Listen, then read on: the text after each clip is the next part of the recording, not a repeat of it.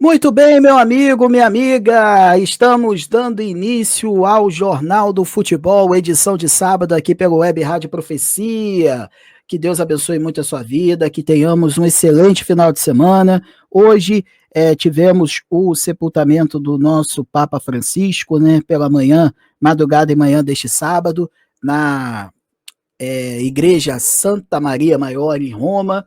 E vamos continuar em oração pela alma do Papa e pedindo também para que os nossos cardeais, né, que o Espírito Santo esteja entre eles para que possa ser decidido um novo chefe da Igreja Católica de uma maneira que seja a melhor opção para todos nós. Meu amigo, minha amiga, esse é o Jornal do Futebol, edição de sábado, uma edição mais cadenciada, uma edição onde vamos analisar, opinar sobre principalmente a rodada 5 do Campeonato Brasileiro, que vai pegar fogo, meus amigos.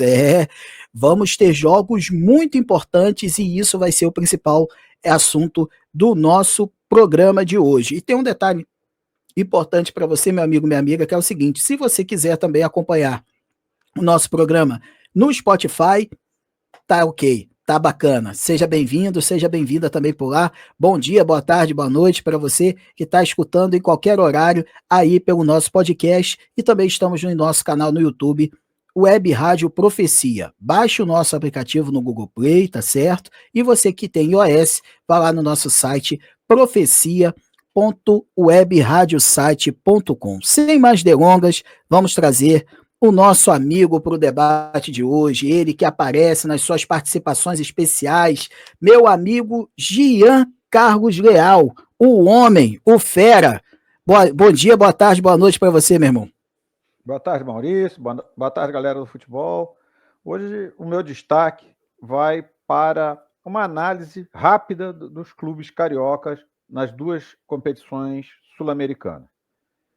Clubes esses que começaram, principalmente Flamengo e Botafogo, dizendo que os grupos estavam relativamente fáceis, que ia sobrar, que era para fazer 18 pontos tranquilamente, e os dois estão numa situação um pouco difícil. O Botafogo, depois de 3 jogos, só está com 3 pontos e o Flamengo só com 4 pontos. O Vasco é vice-líder no seu grupo da Sul-Americana e o Fluminense é o único que está tranquilo, é o líder e tem 2 jogos em casa na segunda parte desse campeonato, desse torneio sul-americano.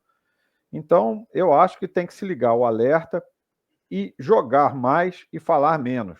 Eu acho que os times estão entrando em campo com o nome e estão esquecendo o futebol, talvez no vestiário, no avião, enfim, dentro do tubo de oxigênio lá que precisa. Enfim, eu acho que os times cariocas têm que ligar o alerta, porque tem muita competição. O Palmeiras também teve o mesmo número de competições, disputou o Campeonato Paulista, está disputando a Copa do Brasil, que ainda não começou, mas vai disputar a partir de agora, e está disputando o campeonato, a Copa Libertadores, perdão. Mas, e está muito bem. Então eu acho, ou falta planejamento, ou falta foco nas competições sul-americanas, Maurício. Eu quero deixar claro que tem que se ligar um alerta, porque senão é bem capaz de, na segunda fase da Copa Sul-Americana, a gente ter um campeonato carioca com os 4 clubes cariocas disputando. Isso aí seria uma coisa surreal, né, de acontecer, né, Jean? E você que me acompanha do outro lado. Você vê que eu vim aqui com a camisa preta e branca, né, Jean?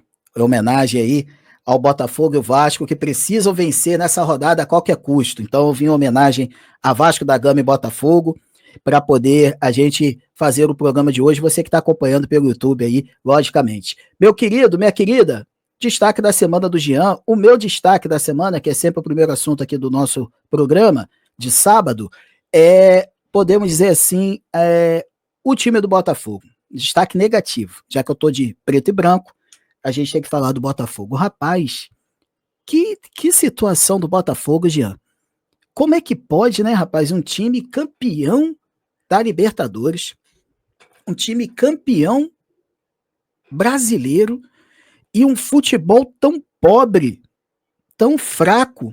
Eu, sinceramente, eu não consigo entender. Maurício, mas é o técnico. Não acho que é o técnico. Não acho, eu confesso a você, o Renato Paiva, ele pode ter as suas limitações, pode ser um técnico não no nível do Meu Deus do céu, rapaz, o técnico do Botafogo do ano passado, já me ajuda aí, do Arthur Jorge.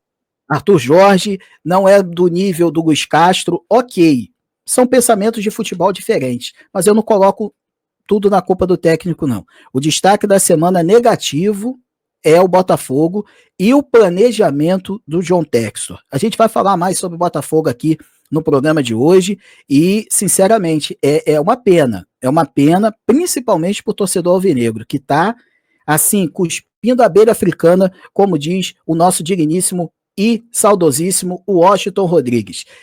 Meus queridos, agora vamos passar aqui para os nossos assuntos de hoje. Jean, vamos falar do confronto do clássico de logo mais, nesse sábado, né, às 21 horas, um horário maravilhoso, né, para futebol, né, diga-se de passagem, que é o jogo entre Botafogo e Fluminense. Nas nossas pautas aqui, deixa eu puxar os nossos assuntos aqui do programa, falar dessa questão, rapaz, que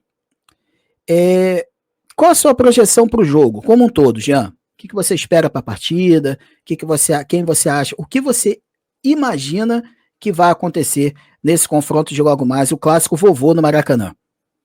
Bem, Maurício, eu acho que é um jogo fundamental para o Botafogo. Vamos começar falando, já que o seu destaque foi o Botafogo. É um jogo que vai mostrar para a torcida e para a gente que gosta de futebol qual é o objetivo do Botafogo na temporada. O Botafogo está muito longe já dos líderes. O Botafogo não mostra nenhum sinal de reação. As pessoas estão falando, é culpa do técnico. Eu penso que o principal erro esse ano foi do Textor. Ele achou que o raio pudesse cair 2 vezes no mesmo lugar e fez o mesmo planejamento do ano passado. Só que futebol não se faz assim. Tem que se fazer com planejamento. Gastou 500 milhões de reais em reforços esses que não deram resultado. Entrou num técnico novo, em cima da hora, tentando ajustar o time com esses reforços que não têm entrosamento com o resto do time. Eu acho que o ano do Botafogo está muito difícil. Já o Fluminense tomou uma atitude na primeira rodada que até me causou estranheza, que foi mandar o técnico embora, mas acertou na contratação, no meu modo de pensar, do Renato Gaúcho. A função do técnico, no meu modo de ver, de qualquer técnico, é criar situações para que o seu time ganhe o jogo. E o Renato está fazendo isso, está mostrando um padrão de jogo. O Fluminense pôde ir ao Chile jogar com time reserva e mesmo assim voltou com a liderança. Então, eu penso que vai ser um jogo muito tenso, principalmente pelo lado do Botafogo, que tem que mostrar resultado. Já o Renato vai continuar com o seu espírito, com o seu DNA ofensivo e provavelmente vai marcar em cima o Botafogo. Então, eu acho que vai ser um jogo muito disputado e com um grau de nervosismo muito alto, porque os dois times querem a vitória. Lembrando que o Fluminense ganhando hoje dorme na liderança do campeonato, Maurício. Então, é fundamental a vitória para os dois. Eu concordo com você. Permita-me, Jean, eu sei que é muito difícil isso acontecer, hein? Mas eu vou discordar de você só num pequeno detalhe. Eu acho que para o Fluminense o jogo não vai ser tenso, não. Eu acho que o Fluminense ele vai fazer o jogo dele. Porque quem precisa do resultado, quem precisa mostrar um bom futebol e quem precisa mostrar para o seu torcedor que tem condições de disputar os principais campeonatos do ano é o Botafogo. O Fluminense está como franco atirador. Podemos dizer assim, né? Tá aquele ali e tudo mais. O técnico Renato Gaúcho adora isso, né? Não, eu tô aqui quietinho. Não, o favoritismo é deles. Não é comigo, não. Eu tô aqui direitinho. Quer dizer, Renato Gaúcho tá na dele. Pode falar, Jean. Não, até quando a gente discorda, a gente concorda, né, Maurício? Eu talvez não tenha me explicado. Eu quis dizer que o jogo vai ser tenso realmente pelo lado do Botafogo. O Fluminense vai jogar sossegado, com o time descansado. Eu falei da atenção porque é uma oportunidade do Fluminense dormir na liderança do campeonato. Mas eu acho que vai ser um jogo muito mais suave do que para o Botafogo. Sem dúvida nenhuma. A gente acabou falando a mesma coisa com palavras diferentes. Então, o que acontece? O tricolor, olha, assim, a gente vai falar pelo lado do tricolor do clássico, mas o Jean, a gente não pode deixar de falar. Já dei o meu spoiler no destaque da semana, o destaque negativo, na minha opinião, que foi o confronto tenebroso, horrível, terrível entre Estudiantes e Botafogo. Foi um dos piores jogos do ano de 2025 que eu vi. E olha que tem muito jogo ruim, hein? Eu vi Campeonato Carioca, eu vejo Série B, eu vejo jogo ruim. Agora, o jogo de quarta-feira não era jogo de Libertadores. Tanto por um lado quanto por outro, que esse time do Estudiantes também é terrível. É muito feio. Então, assim, não dá para entender como é que um Botafogo, campeão da América, campeão brasileiro, chega nesse nível de ruindade. Essa é a palavra. Não dá para entender. Então, Jean, a pergunta está aí na tela. O que acontece com o fogão? Aqui de casa acabou o gás. Então, isso aí é o problema. O fogão aqui de casa acabou o gás. Então, esse é um problema. Agora, pro Botafogo, como é que faz, rapaz? Que loucura é essa, Jean? Eu queria entender. E o torcedor alvinegro aí que tá do outro lado, aí tem uma galera aí. Mandar um abraço para Dirley Lourenço, para Haroldo Oliveira, pro meu amigo Serjão do Terço dos Homens da Matriz São Cristóvão. Rapaz, a rapaziada tá todo mundo de cabelo em pé. E quem não tem cabelo tá perdendo. Bem, Maurício, é o que eu falei na primeira parte desse comentário desse jogo. O Texo rachou, no meu modo de pensar, o Texo rachou que o raio pudesse cair em duas vezes no mesmo lugar. E fez um planejamento parecido com o que fez ano passado. A gente tem que lembrar que o Botafogo não se classificou nem para disputar a Taça Rio no Campeonato Carioca. O Botafogo não tinha técnico até as vésperas do Brasileirão. Contratou uma série de jogadores, como eu falei, 500 milhões de reais em jogadores que não estão num condicionamento físico apropriado para um campeonato brasileiro. Então, cara, tudo gera uma consequência. Você não consegue trocar o pneu de um carro com ele andando. Você não consegue ajustar um time de um estalar de dedos. Você até acerta, mas quantas vezes isso acontece, Maurício? Nós podemos lembrar, em 2019, quando o Jorge Jesus chegou, o Flamengo contratou 5 ou 6 jogadores, os 5 ou 6 entraram como titular e encaixaram no time. E ano passado, o Botafogo, quando montou aquele time, mas com detalhe, o Botafogo, ano passado, tinha uma cara. Não sei se você lembra, várias vezes a gente comentou aqui nos nossos programas da época, que o Botafogo jogava num 4-3-3 definido, com os pontas abertos, com uma profundidade enorme, e que tinha reserva para entrar no segundo tempo e manter a intensidade nos jogos. Hoje em dia, o Renato, talvez por parte de culpa dele, parte por culpa do Textor, ele não tem isso, ele não sabe qual é o esquema tático certo do Botafogo. Ora ele entra com 4-4-2, ora entra com 4-3-3. Ele não tem uma convicção no que ele quer para o Botafogo. E sem essa convicção, o time não ganha cancha, não ganha casca para disputar os jogos. Cada hora ele entra. Um dia entra com o Patrick de Paula titular, outro jogo entra com o Matheus lá na esquerda como titular, e aí você não cria um conjunto no time.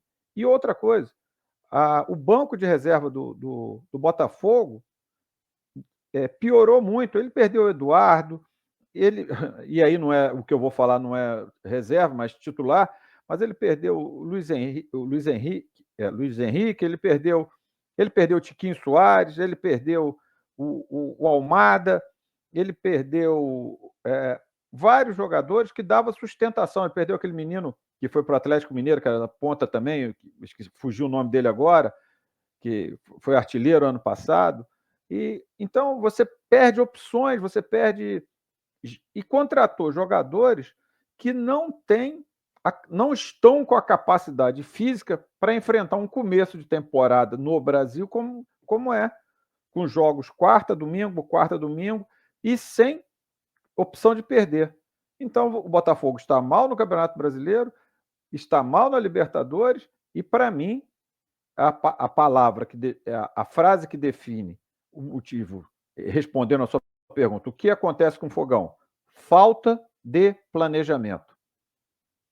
Repito, um raio não cai duas vezes no mesmo lugar, segundo o dito popular, né, Maurício?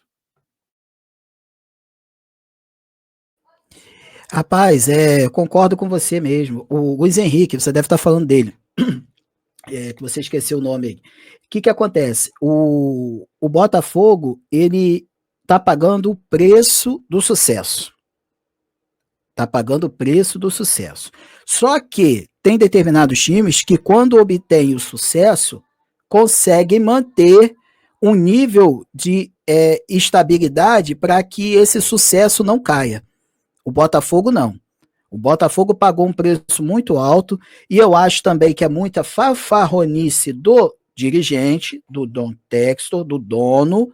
Ele foi muito fanfarrão, se preocupou muito com manipulação de resultado, está muito preocupado em brigar com a Leila, brigar com a CBF, e hoje a gente está vendo que aquela gritaria toda dele ano passado não está surgindo de nada. E sabe o que está acontecendo? Está refletindo dentro de campo. Está refletindo dentro de campo e mal, muito mal. O que o Botafogo fez de acerto no ano passado, esse ano começou muito mal. O planejamento é realmente, na nossa opinião, a gente concorda junto, que é o principal problema do Botafogo nesse ano de 2025. Jean, o detalhe é o seguinte, meu irmão, a gente tem que falar do lado tricolor, né? Porque é um clássico e a gente precisa tocar nessa pergunta. O Renato dá nova vida ao Fluminense? Você acha que o Renato Gaúcho, a sua chegada, ela muda o patamar do Fluminense? O Fluminense tem um bom time, tem bons jogadores, não tem um bom elenco, assim, não tem aquelas peças de reposição que você possa dizer, não. Sai o Ganso, entra um cara que vai suprir o Fluminense não perde tanto, não é o caso. O caso é que o Fluminense tem algumas peças de reposição, mas não à altura do time titular. O Renato chega para mostrar para o torcedor e para o futebol brasileiro o seguinte: o Fluminense é protagonista. É isso, Jean?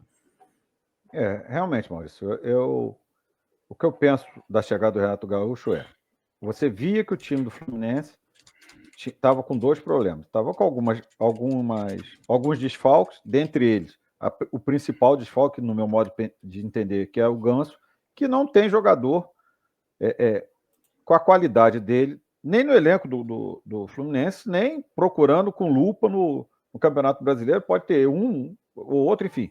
Mas como o Ganso, pouquíssimos jogadores, o que fazia muita falta.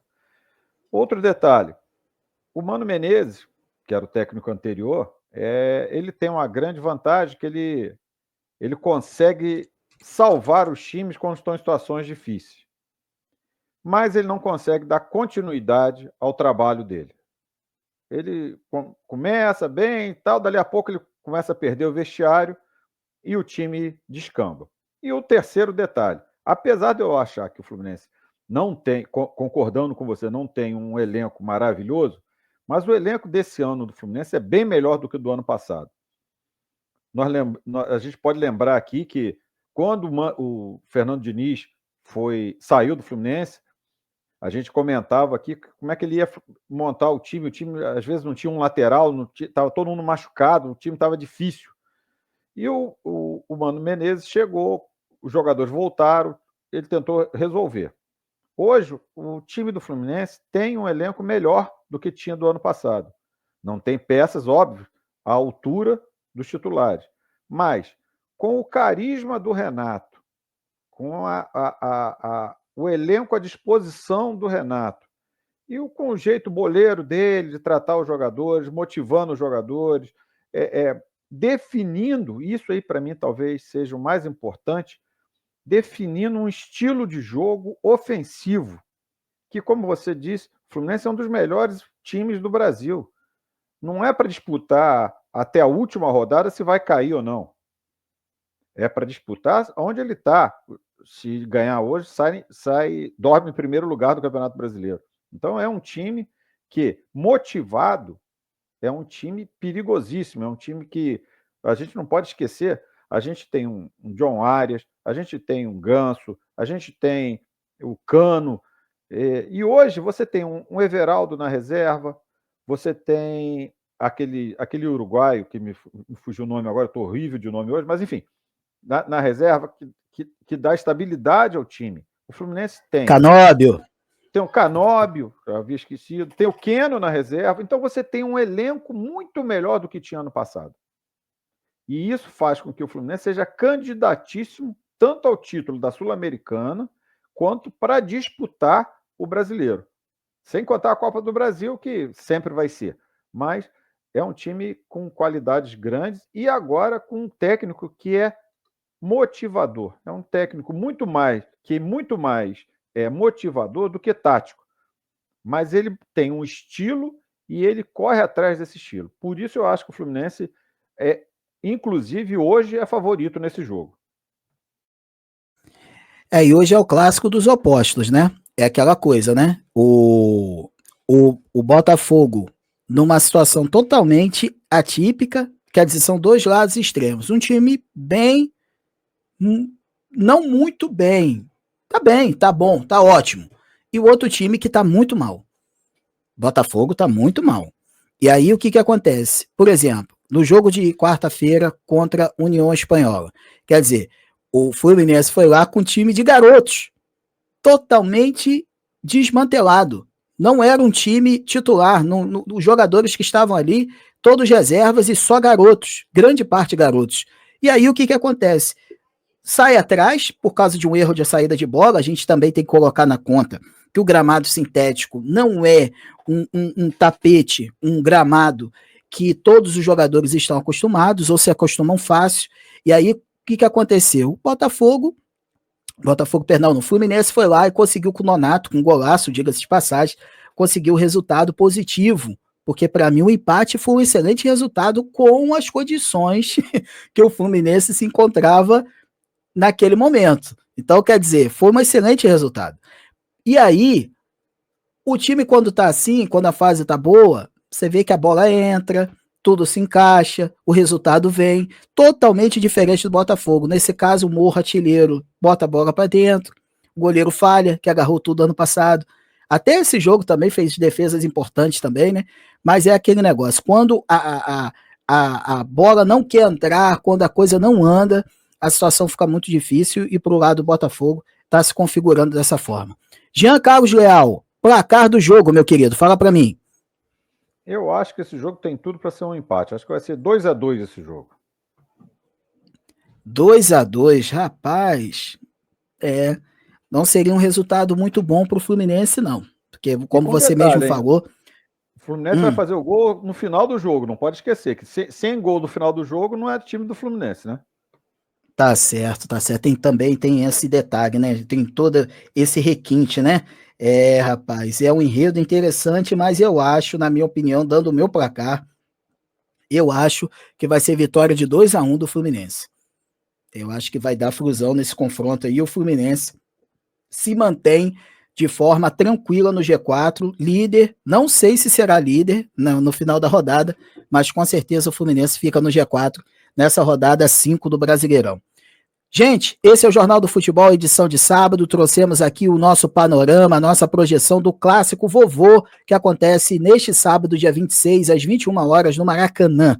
Vamos para o intervalo aqui pela Web Rádio Profecia, continuamos aqui no nosso canal no YouTube e já a gente está de volta com os nossos jogos de domingo. Flamengo e Corinthians no Maracanã no domingo à tarde e às 18h30 Vasco e Cruzeiro no Parque do Sabiá. A gente continua aqui no YouTube e também no nosso podcast no Spotify.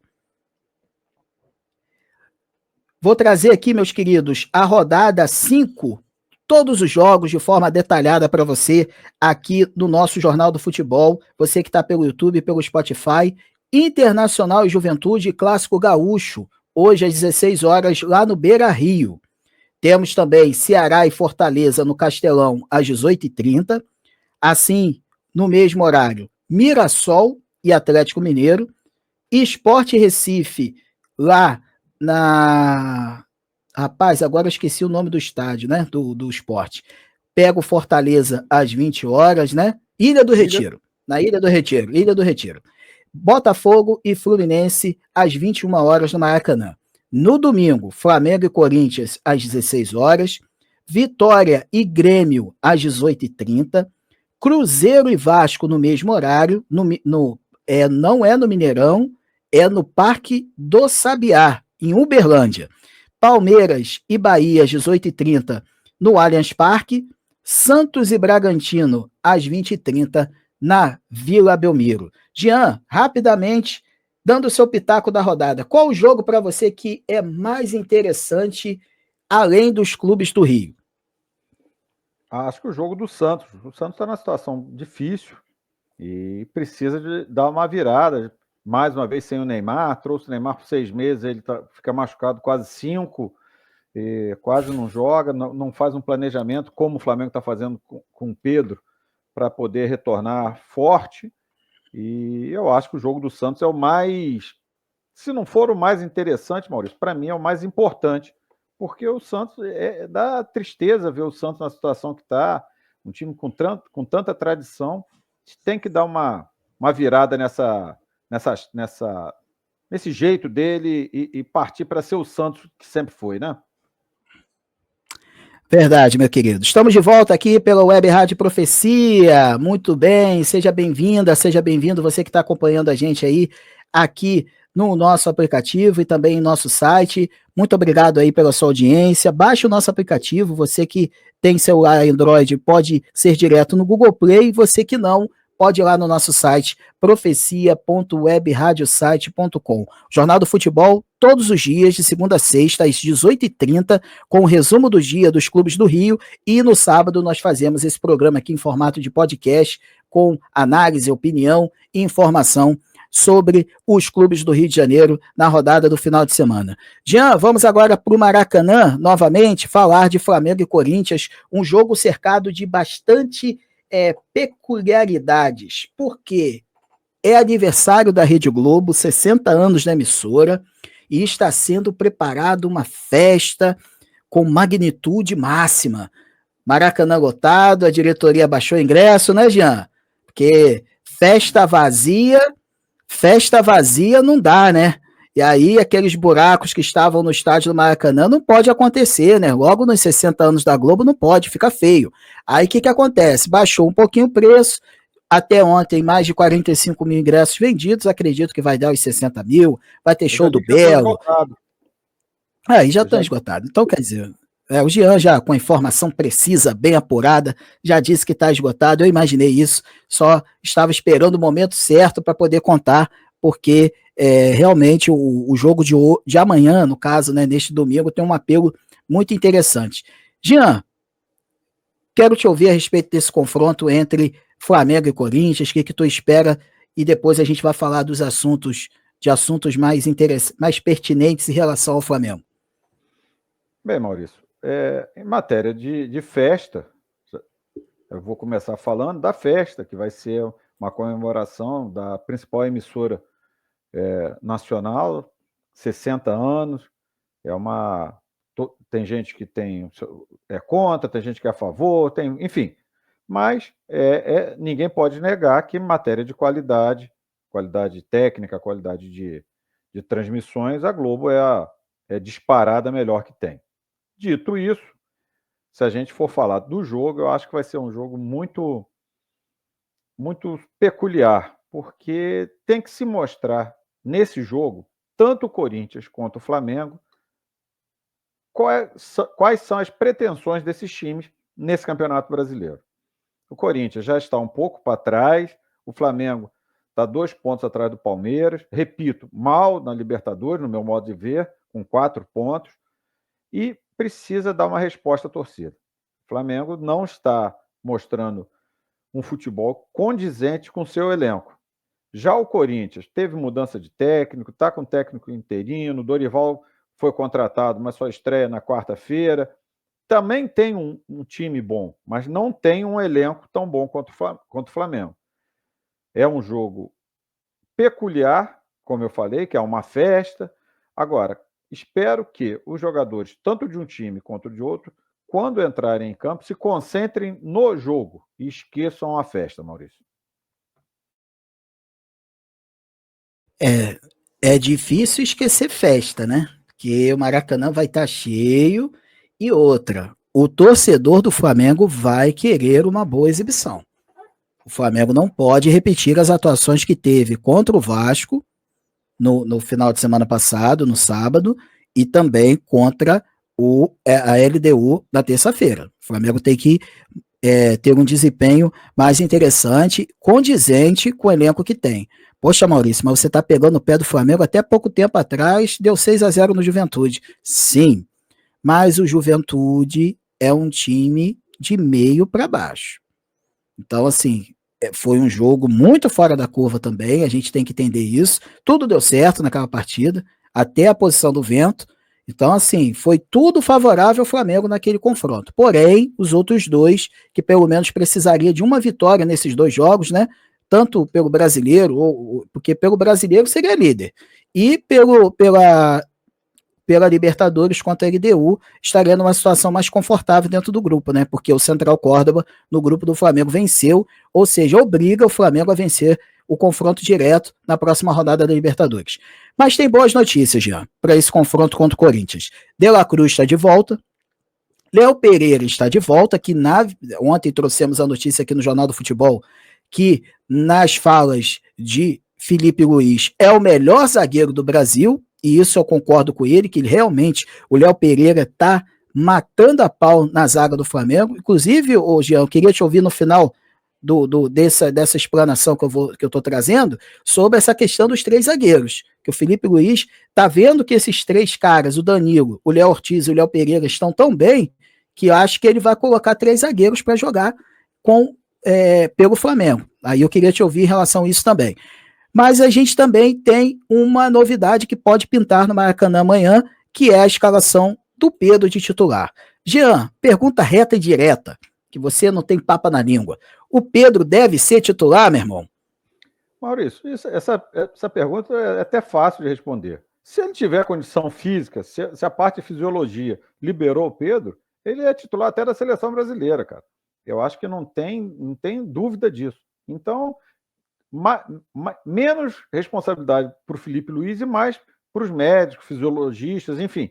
Se liberar o Pedro, ele tem que ser titular. Não tem a menor dúvida. Respondendo reto a sua pergunta, eu acho isso. Não tem a menor dúvida disso.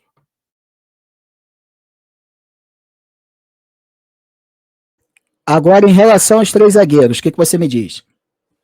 Bem, Maurício, em relação aos três zagueiros, a gente tem que analisar o que seria três zagueiros. Como é que funciona o Flamengo hoje? O Flamengo funciona com dois zagueiros saindo. Vamos esquecer um pouquinho o começo do lateral. Como é que funciona o Flamengo? O Flamengo funciona numa saída de dois zagueiros com dois cabeças de área, com dois volantes, que é o De La Cruz e o Pulgar.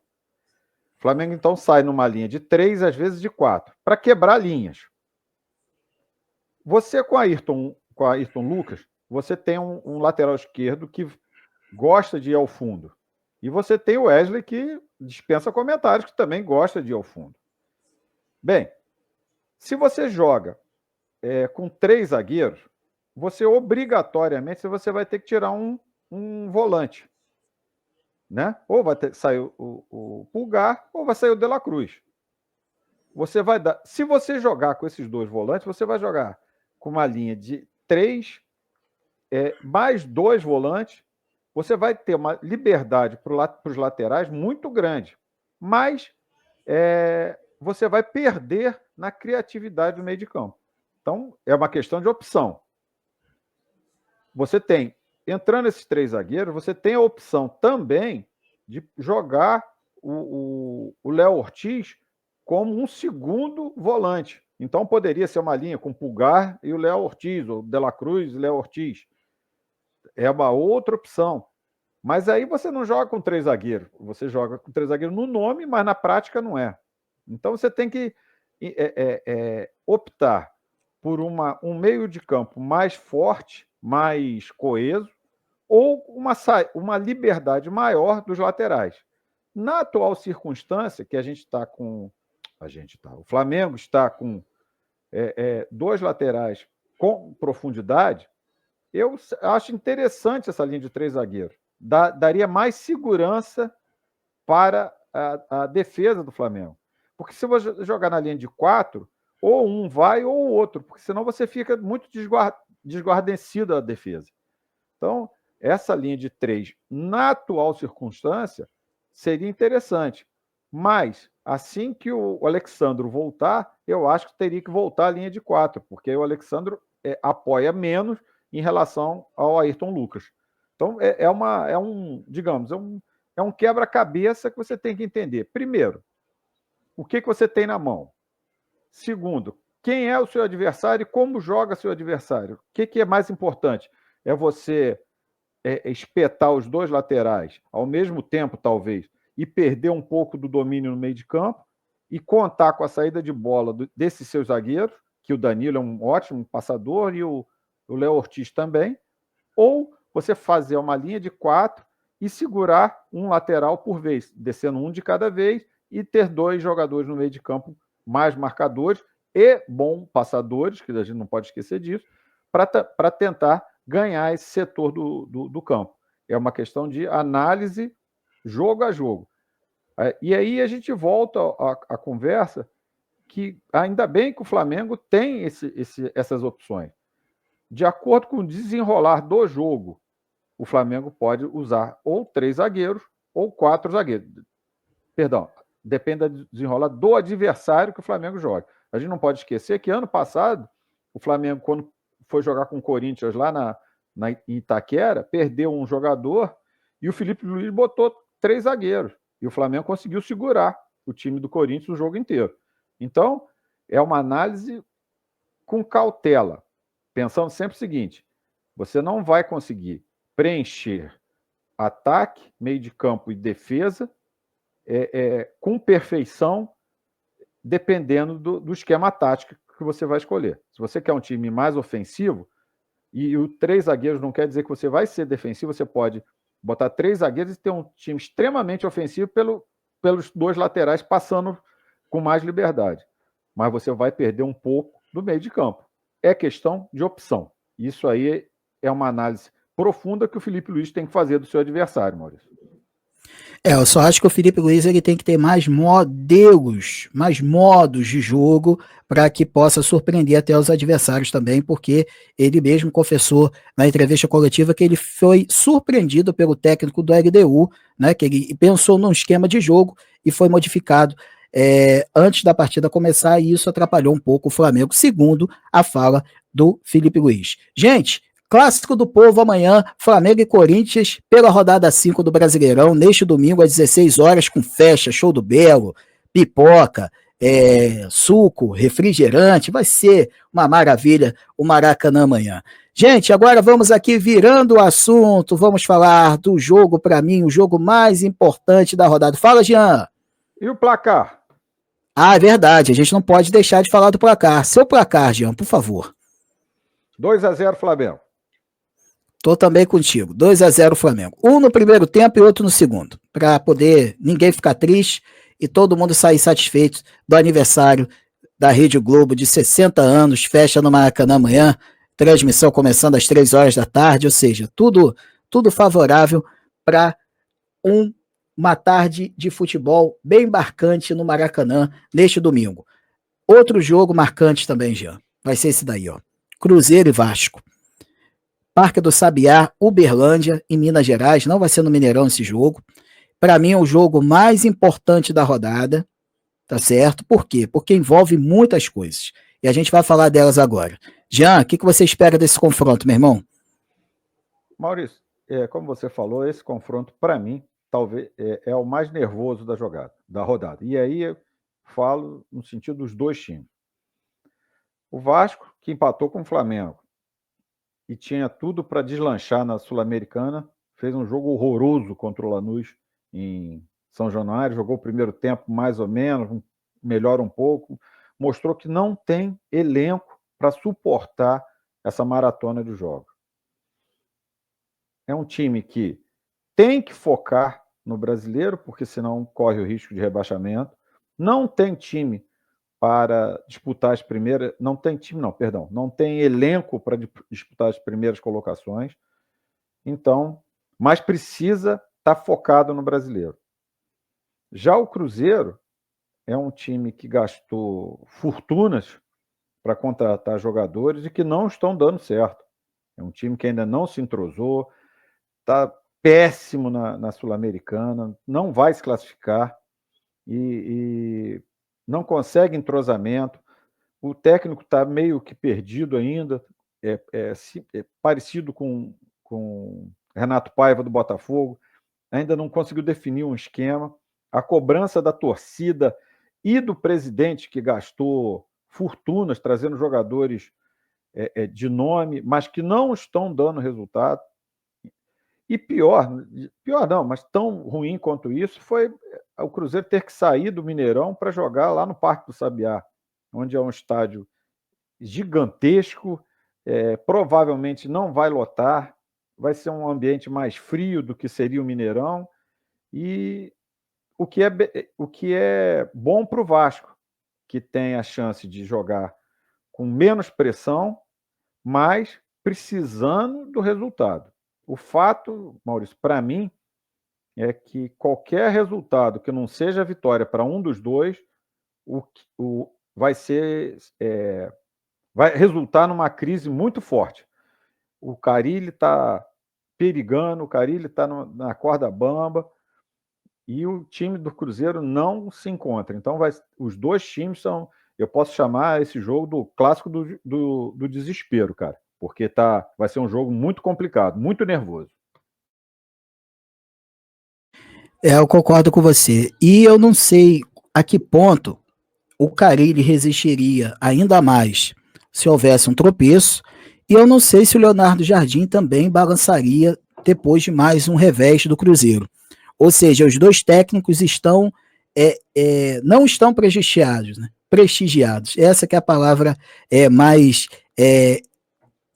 podemos dizer, prudente para esse momento. Jean, vou trazer duas perguntas para você, tanto de um lado quanto de outro. A pergunta para o Vasco é o seguinte, vou colocar na tela aqui. O Vasco, a pergunta parece ser meio confusa, né? Mas eu vou explicar o porquê. Vasco vai, enfim, conseguir estabilidade? Por que eu estou perguntando isso? Porque o que eu percebo, na minha opinião, não sei se o Jean vai concordar comigo, e você aí, vascaíno do outro lado. Alô, Alexandre Assunção! Tá difícil, irmão? Tá difícil, né? Mas o Vasco você vai entender o que eu estou querendo dizer para que você fique mais feliz a curto prazo, curto e médio prazo. A estabilidade do Vasco, eu estou querendo trazer nessa pergunta, Jean, é o seguinte: se o Vasco, enfim, conseguir uma vitória, uma boa vitória diante do Cruzeiro, um Cruzeiro fragilizado, um Cruzeiro em crise, com a sua torcida pressionando o clube, daqui para frente, Jean, olhando para essa tabela do Vasco, que não é fácil. O Vasco joga fora de casa na Copa do Brasil no meio de semana, joga fora de casa pelo Brasileirão, volta de novo a jogar pela Copa do Brasil e também pelo Brasileirão, ainda tem jogo fora pela Sul-Americana, ou seja, Vasco não joga em São Januário durante um bom período.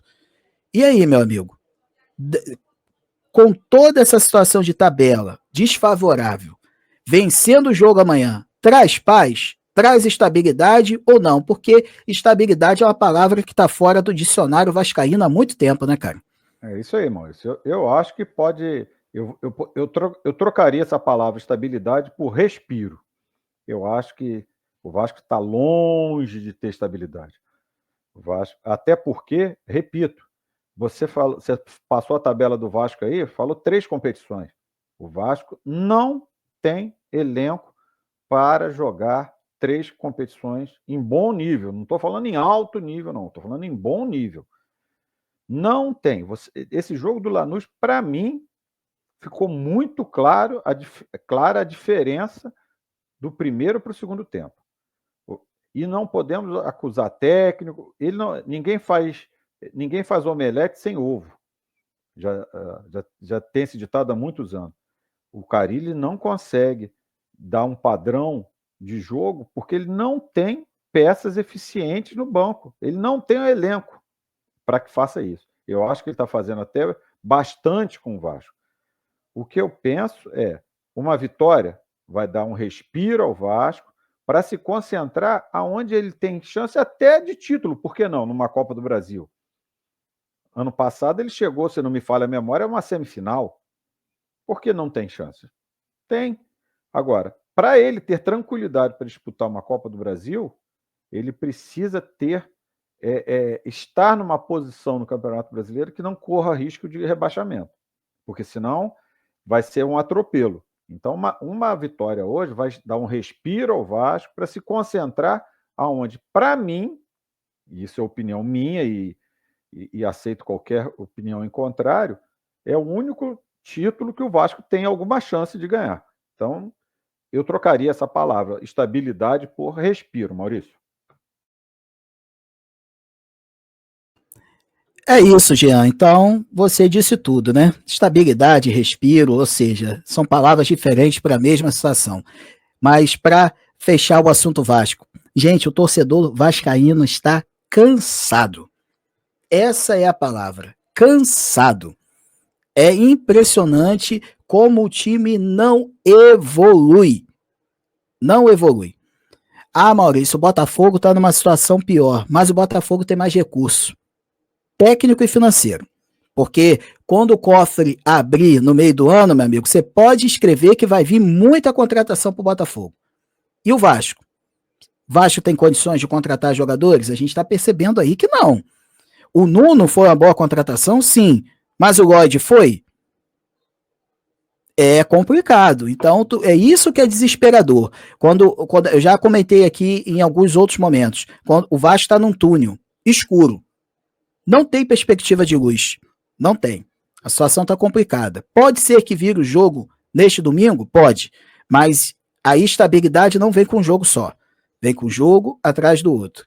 Derrotas vão vir, tropeços vão acontecer, eliminações possivelmente acontecerão, né? Como o próprio Jean falou, não tem condições de disputar 3 competições, mas o torcedor vai ter a confiança de entender o seguinte: o nosso time é limitado e ele foi até o máximo que foi, como na semifinal ano passado da Copa do Brasil.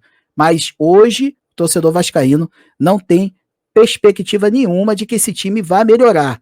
Vamos aguardar e ver esse confronto diante do Cruzeiro. Um Cruzeiro, já digo e repito, muito fragilizado. E se perder neste domingo, o negócio vai ficar muito complicado na Toca da Raposa. Vai, e a gente vai ter torcedor na porta de CT, o negócio não vai ser bacana. Então, é um alerta que a gente traz aqui que pode acontecer. Então, o Vasco está com a faca e o queijo na mão para poder fazer o seu jogo e, enfim, conseguir mais 3 pontos, porque no Campeonato Brasileiro o Vasco está bem, né? Mas o negócio é que é um campeonato de regularidade. E regularidade é uma coisa que está meio longe do território vascaíno. Gente, vamos finalizando aqui o nosso Jornal do Futebol, edição de sábado. Muito obrigado pelo seu carinho, muito obrigado pela sua audiência. Jean, meu amigo, meu irmão, um excelente final de semana para você. Tamo junto, meu querido. Valeu, Maurício. Obrigado aí pelo convite mais uma vez. Valeu, galera do futebol. Obrigado aí por estar aí junto com a gente. E vamos lá assistir esses jogos dos times cariocas e torcer pelo futebol carioca. Afinal de contas, Maurício, a gente não pode esquecer que o futebol carioca é o único... nem o futebol carioca, o futebol do município do Rio de Janeiro é o único lugar do mundo que tem 3 times no Mundial de Clubes. Então, a gente tem que ser respeitado. E vamos torcer pelo futebol carioca, Maurício.